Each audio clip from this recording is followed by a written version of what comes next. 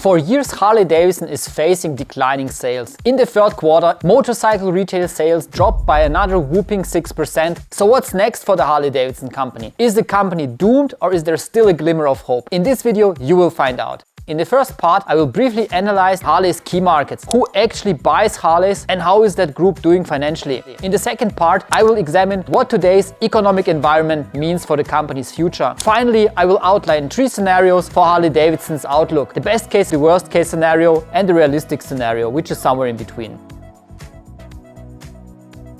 Naturally, Harley buyers are a diverse crowd. On the one hand, I'm talking about the Harley veteran who's been riding Milwaukee Iron all his life and pays for his 5th bike in cash just because he can. On the other side, there's the young newcomer who has dreamed of a rumbling Harley V-twin engine since his childhood and finances his first bike through a loan. Statistics show that Harley's largest customer group by far are men over 50 with above average income. Many Harley riders live in suburbs or the countryside and are likely to own a house or a condo. Now you may ask, why does that even matter? Because this demographic tends to be better positioned during economic downturns. For example, real estate often acts as a stabilizing anchor during crises. This group also has a higher tendency to save, meaning more capital is available for premium toys like large, loud motorcycles. On the downside, this demographic is also shrinking. It may not be enough to sustain Harley's once high production volumes. Harley-Davidson's annual reports confirm this. In 2006, the company sold a record of 350,000 bikes worldwide. By 2024, that number had dropped just to under 150,000, a massive decline. In other words, Harley has sold roughly half as many bikes as it did 20 years ago. But that looks worse at first glance than it actually is. Interestingly, Harley's revenue hasn't fallen nearly as sharply as its unit sales. At peak production in year 2006, the company made a revenue of 5.8 billion.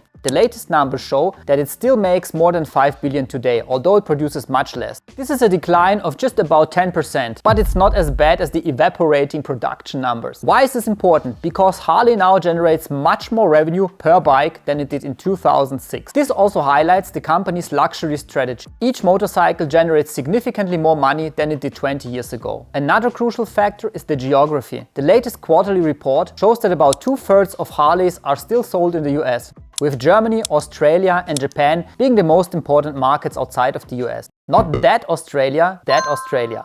Now this brings me to the million-dollar question. What's the state of the economy in Harley's most important regions? I could easily give a multi-hour long lecture on that topic, but I'll keep it short and focus on the 4 most important macro indicators which matter for the motorcycle industry. These are the key interest rate, inflation, GDP growth and real wages. I'll limit my analysis to the US and Europe's largest economy, Germany. So if you're watching from the Asia-Pacific region, ni hao, konnichiwa and howdy mate, feel free to leave a comment. I'd love to hear how Harley is performing in your region as well. Now let's briefly go through each of those 4 indicators and how they affect the Harley-Davidson company. Starting with the first indicator, the key interest rate. The rate is set by the Federal Reserve in the United States and the European Central Bank in Europe. The key rate is single-handedly the most important short-term macro indicator for Harley. To put it simply, the key interest is the rate at which commercial banks like JP Morgan borrow money from a central bank. Commercial banks then lend this money to companies and people who want to buy stuff. For example, a motorcycle. So if you want to finance a Harley, the key interest rate directly influences how high that loan will be. For example, if the key interest rate is at 4%, you'll likely pay 5 to 6% interest on that loan, sometimes even more. Naturally, high interest rates hurt motorcycle sales because financed bikes become significantly more expensive. Low rates, on the other hand, help Harley because more people can afford Harleys due to cheaper financing costs. Now let's take a look at the second indicator. Inflation is a big headache for the Harley-Davidson company. In September, prices in the US were up by 3% again compared to the previous year. Inflation in Europe is slightly lower, but that's hardly good news considering the EU's stagnant economy.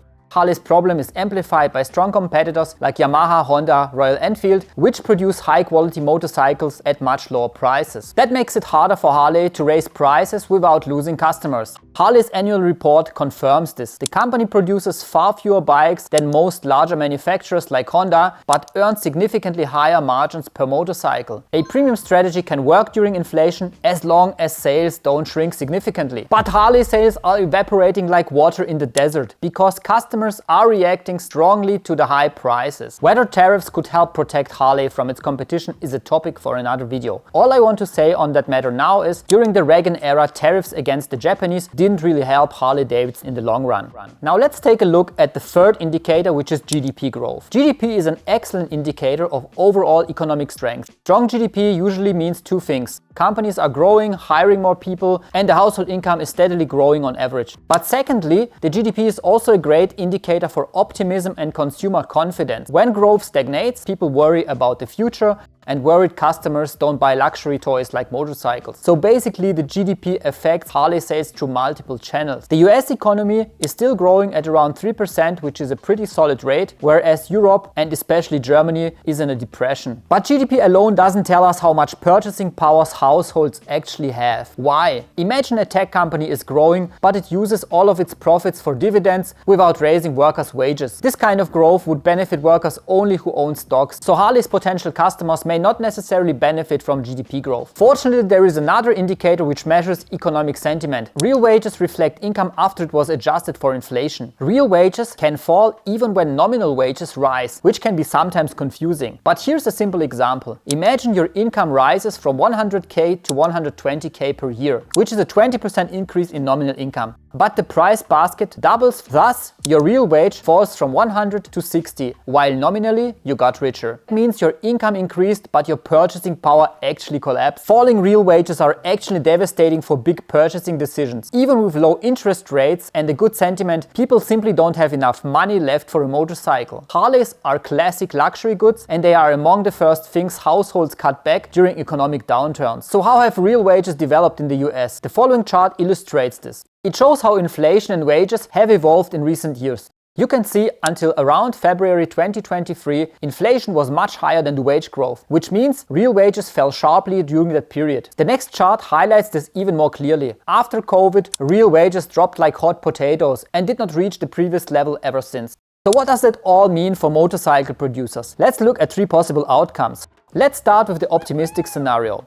If inflation unexpectedly falls below 2% target, the Fed could cut back interest rates. Lower rates will stimulate consumption and investment. Not only can buyers finance motorcycles more cheaply, but companies can also invest more, which will benefit consumers in the future. Now, this could allow Harley-Davidson to expand their production. If the economy continues to grow, the labor market stays strong. Higher real wages boost consumer confidence, and suddenly everyone wants a shiny new bike again. Yay! That would be the dream scenario. Short-term and long-term gains for Harley-Davidson. If you enjoyed this video so far, feel free to support me, leave me a like and subscribe to my channel. It helps me to grow the channel and it shows other bikers my content. Thank you, and now let's move on to the second scenario, which is the doomsday scenario for Harley-Davidson. If inflation stays stuck at 3% or rises, the Fed will stick to a high key rate unless the economy slips into a recession. But this wouldn't be great either. This scenario is very bad news for Harley-Davidson because that means higher financing costs, weaker demand, and a strained core customer base. High inflation and a stagnant economy will consequently lead to a decline in real wages. And if consumer sentiment also tanks, rebuilding it becomes extremely difficult. Fewer and fewer people will buy Harleys, and many buyers will turn to the used market, where dealers will face fierce price competition. But there is a silver lining. If you're shopping for a bike during that phase, you can score some incredible deals, especially used ones. That's exactly what's happening in Germany right now. Since 2020, used Harley prices have dropped like hot potatoes. As they say, buy the dip, and this is also true for the motorcycle industry. Now let's take a look at the third outcome. This is a more balanced and realistic scenario, where things aren't great but aren't terrible either. In this case, inflation persists at a constant level, but the economy exhibits a slight growth. That might enable the Fed to lower the key rate somewhat. If the labor market remains stable and real wages continue to rise, consumer confidence will gradually return. In this scenario, Harley-Davidson will see little to no effect in the short run, since the Fed won't lower the interest rate significantly. However, the company will see a moderate growth after a delay of 1 to 2 years. Immediate positive effects would only come from large interest rate cuts. The other indicators act more slowly. So if this scenario plays out, Harley stands to benefit from medium to long-term economic stability. So in summary, inflation, interest rate, GDP growth and the real wages have a huge impact on motorcycle sales. But those are not the only factors. It is also important how the management performs in the volatile economic environment. Let's hope the new CEO has all the right ideas to keep the boat floating. Now what do you think? Which scenario is the most realistic one? Let me know in the comments below and see you next time.